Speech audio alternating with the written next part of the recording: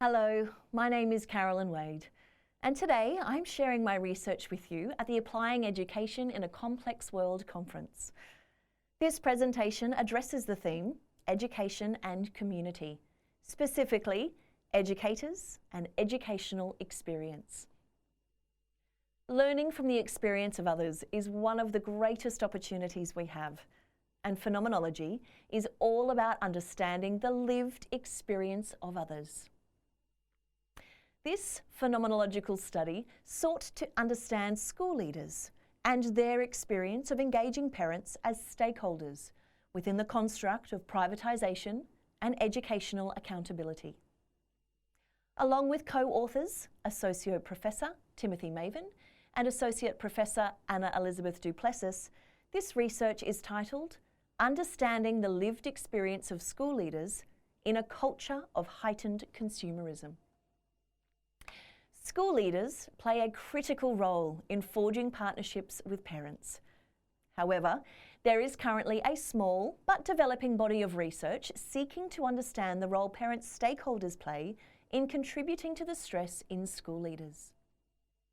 Throughout this presentation, I will identify the key literature relating to this study, explain the research questions, method, analysis, and discussion for this timely and relevant research. Recent studies of leadership suggest that as a school leader, I need a mix of humility and ambition, a desire to provide a service that is at least as powerful as the drive to succeed, a deep understanding of the emotional components of leadership, and a recognition that a good leader must first be an effective teacher. One might infer that a school leader must be everything to everyone. It is no surprise then that there is a significant amount of existing research examining the contributing factors of stress in school leaders and their coping strategies they use to minimise the impact on their well-being and overall job performance. In examples of these studies, school leaders acknowledge different types of stresses relating to work, relationships and time, as well as outline unpleasant emotional responses to these stresses, such as loneliness, guilt, disappointment, and a sense of unfairness. Recent studies have explored the relationships between emotional demands, emotional labour, burnout, well-being, and job satisfaction in school leaders. Maxwell and Riley noted that accountability and performance demands have continuously increased in Australia and internationally over the last 20 years, impacting school leaders and students. Further literature also outlined the correlation between school leaders' well-being decline with the decline of their ability to impact school functioning, student engagement, and whole school well-being. It is not surprising that we are on the verge of a shortage of school leaders. For reasons already outlined, as well as the ageing rate of current school leaders, and the shortage of suitably qualified candidates to replace them after retirement, it makes it imperative to take action. Substantial research and evidence point to the critical importance of a partnership approach between families and schools. Current literature acknowledges that parent-school engagement is a key factor in children's school experience and educational outcomes. However, there is considerable variation in the way that schools manage their relationship with parents, as well as variation in what parents themselves view is important for engagement with their children's schooling. Regardless of this, one fundamental thing about parent engagement remains the same: the pivotal role that school leaders and parents play in the learning outcomes of children. Although school leaders and parents' responsibilities differ, Barr and Saltmarsh suggest that the role of parents is actually more significant, as parents continue to retain primary authority and responsibility for their children's education. The importance and expectation of parent engagement is reflected in the current educational policies and practices. However, what is reflected is not only a redistribution of responsibility, but also an increase in the expectations placed on both parents and school leaders, resulting in an increase of accountability in education. Accountability in education refers to parents checking whether educational leaders are meeting their expectations as stakeholders. Anderson describes this as consisting of surveillance, as it focuses on the products of the work, outcomes in the form of students' standardised test results. According to Anderson, this concept has strong ties to consumerism and the consideration of educational transactions, whereby school leaders are providing a service, therefore perceived to be adding value to students. Educational accountability has increased alongside a neoliberal agenda impacting education, which is evident in the extent to which schools are forced to compete for funding, for students, or for both. Parents have obtained increasing agency and power to make choices within education and advocate for their own child's needs, as well as oversee, manage, and facilitate educational services. The implications of parent engagement and accountability in education is that of the consumerisation of education. Privatisation within education refers to private entities such as individuals or independent organisations, religious institutions and other non-government agencies purchasing and governing educational settings. Thompson suggests this is basically marketisation with major implications to education. The neoliberal agenda resulting in the privatisation of education has seen educational settings become more like businesses. This business model promotes parents as consumers who have choice in regards to multiple options for enrolment, and therefore schools become competitors for pupils. The expansion of the private sector and increased consumer mentality suggest a shift, that we are moving away from a typical model of education. However, this does not deter from the imperative to engage parents as partners in their child's learning. Strong parent engagement equates with a range of positive outcomes, and school leaders play a critical role within these partnerships. In fact, school leaders are experiencing extraordinary pressure to engage parents as partners in their child's learning. There is a strong correlation between school leaders' wellbeing decline and the decline of their ability to impact school functioning, student engagement, and whole school wellbeing. So this research set out to investigate the experience of leading schools within a culture of heightened consumerism in the Bay. This study was conducted in a northern New South Wales town in Australia, which will be referred to as the Bay. The location of the study connects the concepts of neoliberalism, extreme wealth, and heightened consumerism with the parent stakeholders in the educational context of the school leaders. Although the context positions the phenomena to be unique and possibly extreme due to the economic and social growth in the area, perhaps it makes generalisations. Perhaps transferability can be applied to other schools within areas of high net worth in other countries. The purpose of this study was to answer the following questions. What is the lived experience of school leaders in engaging parents as partners in the Bay? And to what extent does parent engagement have an impact on school leaders in this educational context? The primary research method for this study included semi-structured interviews for the participants. The 60-minute face-to-face interviews included open-ended questions that were supplemented by follow-up and probing questions, depending on the participants' responses. Phenomenological researchers want to understand participants' feelings, perceptions, and understandings. So open questions such as these were particularly useful. In order to address research question 1, I adopted an inductive thematic analysis in conjunction with Gadamer's analytical framework. During this process, I identified the data and items of potential interest in the form of the school leader's verbatim dialogue, and then proceeded to generate codes and initial themes. At this point in the analysis, the detailed descriptions from the school leaders were predominantly around the 4 key concepts of behaviour management, accessibility, accountability, and leadership. In order to address research question 2 and understand the impact parent engagement had on the school leaders, further analysis was conducted using a form of meaning condensation.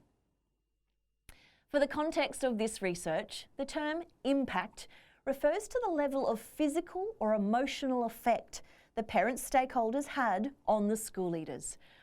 Impact was not used to measure an outcome in this study, but rather used to categorise the linguistics in gaining a deeper understanding of the phenomena.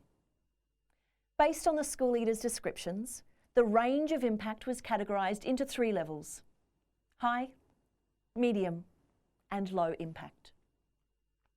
High impact in this study referred to parent engagements having significant effect on the school leaders, such as producing high levels of anxiety, distress, pressure, crying, and sleeplessness. High levels of impact were consistent across participants when describing issues of behaviour management and accessibility. Medium levels of impact were identified as frustration, anger, disappointment, and a sense of unfairness. And medium levels of impact were consistent across participants when describing issues of accountability. Low levels of impact related to situations where school leaders were able to minimise the influence of parent stakeholders and were consistent when describing issues of leadership. This presentation will focus solely on behaviour management, as this had the most significant impact on school leaders in the Bay. When dealing with student issues of behaviour management, research reports high levels of stress, burnout, job dissatisfaction, unpleasant school climate, and staff retention rates. But what is surprising is that the findings of this study reflect student behavioural issues were not the cause of the high impact in school leaders, but rather the tension and conflict that occurred during the phenomena of engagement with the parent stakeholders. Participants detailed many attempts at leading parents as partners in behavioural management conversations. However, no positive outcomes were achieved that align with the pre-existing research.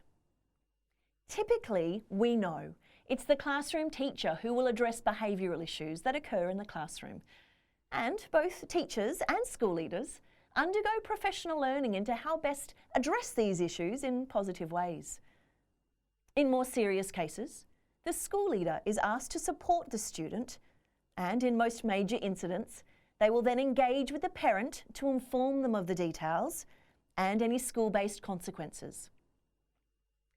Genuine engagement at this point should see the school leader and parents working in partnership towards the same goals for the children. What sounds like a straightforward process consistently resulted in high impact responses, with a participant who is identified as school leader 2 describing this phenomena as very draining, very stressful, anxiety invoking, very damaging and hurtful, and described having cried more in the last 6 months than in 14 years of leadership. Research and educational policies support school leaders engaging parents as partners in behavioural conversations. In fact, communicating with parents about behavioural issues of their children should be common practice in any primary or secondary educational context. However, viewing this phenomena through a lens of consumerism, the descriptions evidenced a strong sense of entitlement and increased levels of accountability if and when parents did not receive the outcome that they perceived to meet their needs. Although the participants all referenced following school and system processes, policies and procedures, they described parent stakeholders as pointing the finger, taking no ownership, coming at them with guns blazing, and trying to control the situation within the phenomena. In one example, a participant described a parent using threatening and derogatory language, which resulted in a participant becoming highly stressed and anxious. The dispositions and behaviours present in the parent stakeholders in these examples confirm the connection the current study has with the construct of privatisation of education, specifically in an area of heightened consumerism, as outlined earlier. In another example, participants described the tension between following school processes and meeting the needs of the parent stakeholders.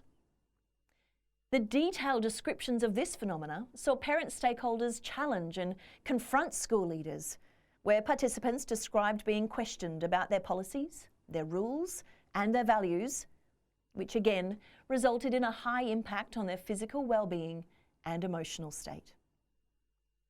The results also provided descriptions when expectations were not met, parents were perceived to be aggressively recruiting other parents with similar concerns, and they collectively sought to meet their own needs from the highest person in the position of power.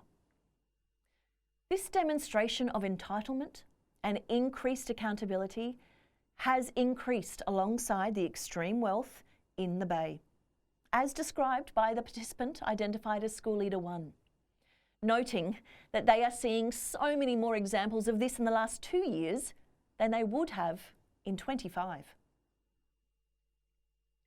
Educational research and policy have promoted parent engagement for almost 20 years. But what do the findings of this study mean? We know that strong parent engagement is equated with a range of positive outcomes. But the findings of this study suggest that school leaders are impacted when engaging parents as partners in a culture of heightened consumerism, specifically so in the area of behaviour management, which requires further discussion and research. While it is important to engage parents as partners, it is equally important to proactively address the complex issues that this partnership brings to school leaders. As I've pre-recorded this presentation for you, I'm unable to address any questions that you might have regarding this research. So in the spirit of education and community, specifically educators and educational experience, I'll leave you with some questions that I'm continuing to reflect on and am currently addressing in further research at Griffith University. Should parent partnership research and policies explicitly address the potential impact on school leaders? Should educational systems and organisations offer school leaders emotional training to better support and prepare them for stakeholder engagement?